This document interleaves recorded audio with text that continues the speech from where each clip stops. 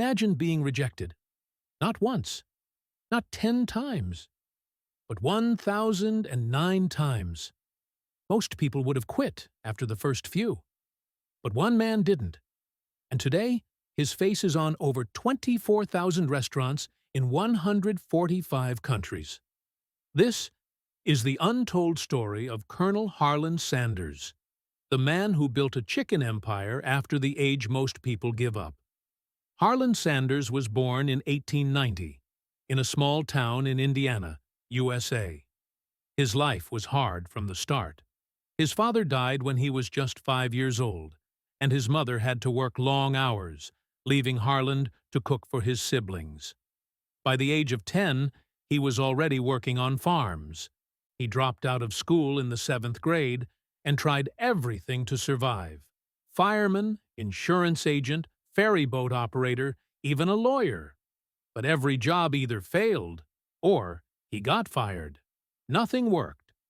By age 40, he was running a small gas station in Corbin, Kentucky, where he started cooking meals for travelers in the back room. That's where he found something that finally clicked: fried chicken. His unique blend of 11 herbs and spices was a hit. He didn't have a restaurant, just a kitchen and a few chairs, but word spread. He built a small restaurant across the street and began serving customers with love, quality, and consistency.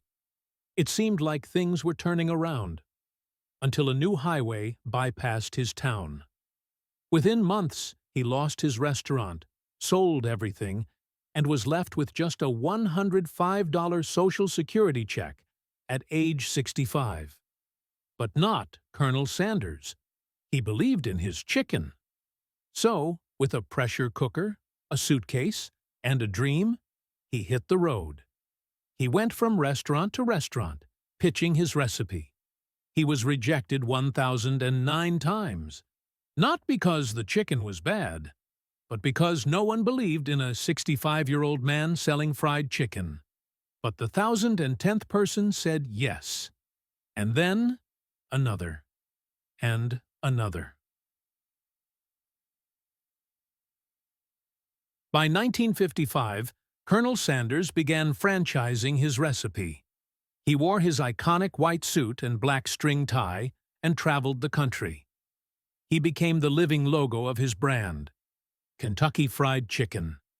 By 1964, he had over 600 franchises.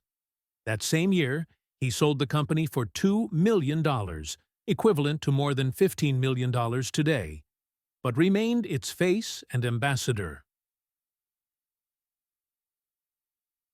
Today, KFC is one of the most recognized brands in the world.